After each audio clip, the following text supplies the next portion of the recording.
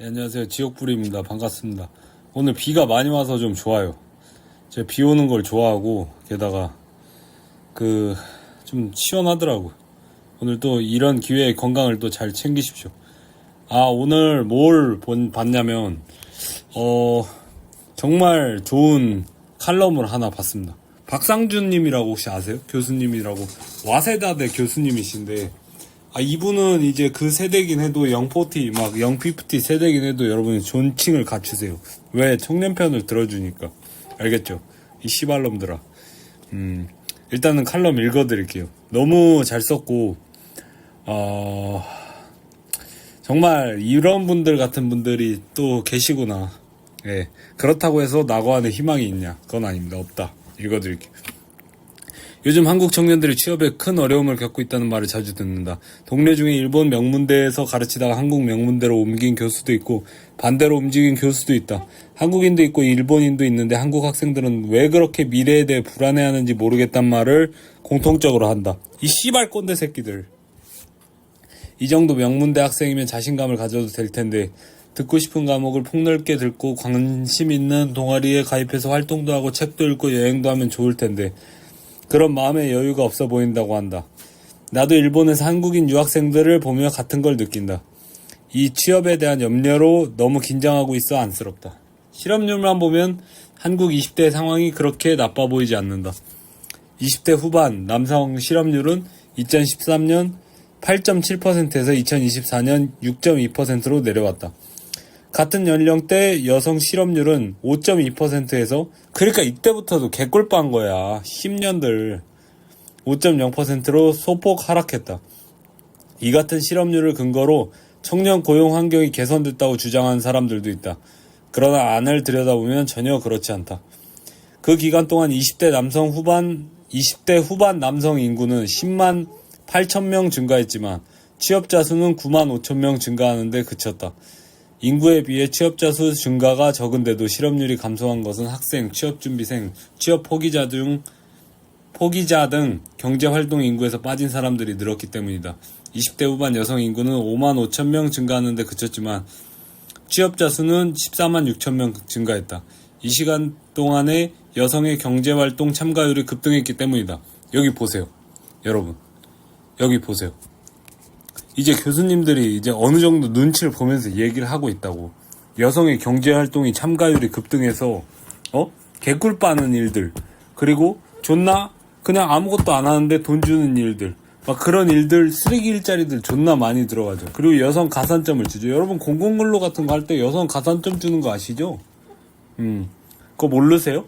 여성 독자 그것도 독자로, 그러니까 여성 혼자 거주하는 세대주잖아. 그럼 시발 무조건 돼.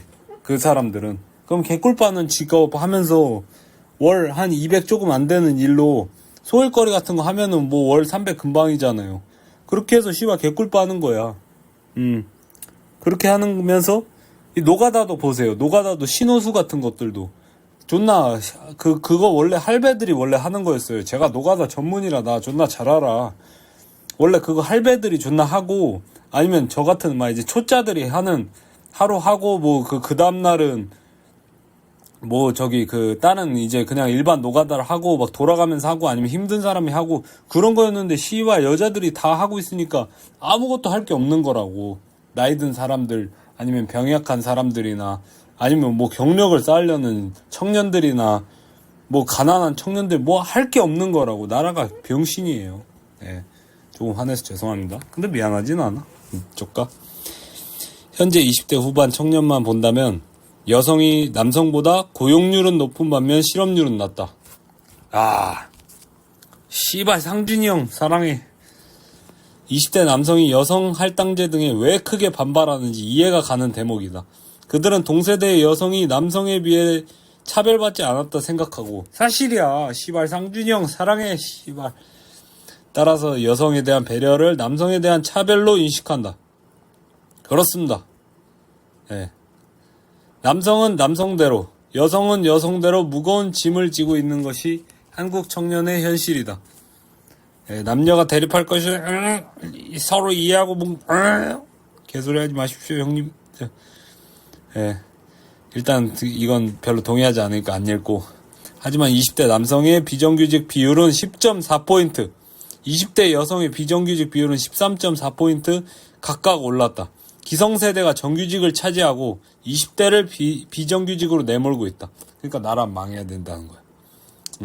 상준이 형이 왜 이렇게 그냥 내지를 수 있을까요? 예? 상준이 형이. 상준이 형은 씨발 와세다대 교수잖아. 이미 살주에서 하셨어. 그러니까 뭐 씨발 스툴릴 거 없이 그냥 바로 내지르실 수 있는 거야. 형님 존경합니다. 대가리를 숙여 감사를 표합니다. 20대 청년에게 이렇게 가혹한 사회는 예를 찾기 쉽지 않다. 같은 기간 일본 20대 남성의 비정규직 비율은 여기 있네. 그러니까 한국 20대 남성의 비정규직 비율은 40%대인데 비해 20대 여성의 비정규직 비율은 45.9%다. 일단 그렇습니다. 그러면 씨발 그럼 10명 중에 4명이 비정규직이란 거 아니야. 애미 뒤진 새끼들 진짜 씨. 일본 20대 남성의 비정규직 비율 28%에서 27%로 20대 여성의 비정규직 비율 42%에서 35%로 각각 감소했다. 이 씨발놈들아. 청년 인구가 줄었기 때문이 아니다. 20대 후반 청년 인구는 42만 명 감소했지만 정규직은 48만 명 증가했다. 이게 무슨 말이에요? 정규직은 48만 명 증가했다는 말이. 그러니까 국가가 책임지고 일자리를 그만큼 많이 만든다는 거야. 근데 그에 비해 그 국가는 그냥 말하지 마죠. 뒤져라 그냥 니들은 씨발. 청년 취업 빙하기와 은둔형 외톨이 문제를 겪은 일본은 청년 취업이 일본 사회 전체를 위해 얼마나 중요한지 안다. 20대에 직업 훈련을 받지 못하고 독립 생계를 꾸리기 힘든 청년은 정부에서 주는 보조금에 의존해야 하기 때문에 40대, 50대가 되어서도 사회 전체에 부담이 된다. 탕핑을 하는 사람들이 노리는 게 이거라니까요. 40대, 50대가 되면 그 사람들은 아마 극단적인 생각까지도 어느 정도 하고 있을 거야. 몇 년 안 남았잖아. 사실 생각해보면 15년, 20년 금방 가죠. 사실 어제까지만 해도 초등학생 같진 않았는데 씨발 솔직히 얘기해서 아무튼 금방 가지. 그러니까 그 상황에서 국가를 어떤 붕괴시키겠다 이 구조를 이 생각을 하고 아마 탕핑을 하는 걸 거예요. 그 사람들이 바보라서 자기 인생을 저당 잡아서 탕핑을 하진 않아. 진짜 존나 무섭습니다. 진짜로. 예. 청년들조차도 아유 왜 이렇게 오늘 씨발 말이 안 나오지. 그들이 처한 현실의 무게를 정확히 모른다. 좋은 기업에 취업해 높은 연봉을 받는다 해도 미래가 밝은 것이 아니다. 당연하죠. 수출 족받고 있고 경제 펀더멘탈 붕괴하고 있고 부동산에 눈깔이 돌아갔죠. 지금 아니라고 하지만 제가 볼 때는 뭐 민주당이나 국민의힘이나 그 86세대 새끼들은 그거 올리는데 아마 혈안이 돼 있어서 제가 볼 땐 기대 안 합니다. 세금과 각종 준조세 부담이 점점 늘어날 것이다. 지금 한국은 청년에게 참 가혹한 사회다. 이제라도 현실을 직시하고 청년 취업난 해결을 국가적 과제로 인식해야 한다. 이 문제를 해결하지 않으면 그 부메랑이 우리 사회 전체에 돌아오게 된다. 예, 그렇습니다. 이런 칼럼이 이제 나오는 이유가 참 감사하죠. 그래도 이런 칼럼이나 이런 인사이트를 누가 보여줬죠? 그 주진영 소장님 아시나요? 주진영이라고. 무출산 갤러리나 출산휴 갤러리에선 꽤나 유명했는데 그 사람도. 근데 이 사람들 특징이 뭐냐면 여기 상준영님 같은 경우에는 와세다대 교수잖아. 일본에서 교수를 하시는 분이고. 그리고 그 주진영 그분 같은 경우에는 저 자녀들도 다 미국 국적이죠. 그러니까 이제 뭐 잃을 게 없는 거야 그 사람들도. 그러니까 막 그냥 그 자기가 생각한 말, 야 솔직히 뭐 씨발 니네 세대가 우리 세대가 청년 세대보다 덜 힘들잖아. 청년 세대가 지금 존나 힘들다고. 청년 세대 이거 안 해주면은 우리 나라 망한다고. 그러면 너네 노년에 가가지고 힘들다고 이걸 얘기를 하는 거예요. 애둘러서 교수니까 소장이니까 이제 어느 정도 사회적 위치가 있으니까. 물론 나 같은 새끼야 뭐 씨발 새끼들아 뭐 하면서 그냥 다 해도 되지. 근데 거기는 아니니까. 근데 이렇게 칼럼으로 계속 하면서 이 청년들에 대한 상황이나 이런 거에 대해서 이야기를 해주는 게 감사하다. 그리고 어떤 청년 남성에 대한 이해가 어느 정도 돼가고 있다. 교수들 입장에서도. 저들이 왜 그럴까? 그냥 아유 저 못난 새끼 막 유시민 같은 새끼들 그러잖아. 못난 새끼들 막 이러잖아. 근데 그런 게 아니라 이렇게 통계가 보니까 야, 이 정도로 힘들구나. 그냥 나라 구조를 기성세대가 잘못했구나. 그래서 얘네가 이렇게 화가 나 있었네. 그래서 얘네가 여성에 대한 배려를 남성에 대한 차별로 인식하는 거였네. 이렇게 인식을 하고 있는 것 자체가 굉장히 감사하다. 어느 정도 상준이 형님에게. 그치만 물론 나관을 살리겠다 이딴 소리는 없어요. 그런 건 족같고. 아무튼 그래도 박상준이라는 이름을 기억하자. 와세다대 교수. 예. 아무튼 이 사람은 굉장히 인사이트가 있으신 분이다. 예. 그렇습니다. 근데 여기 막 병신 같은 말하는 새끼들 있어. 꼭 그렇게만 볼 문제는 아니다. 구직자 마인드 또한 많이 변한 탓도 있다.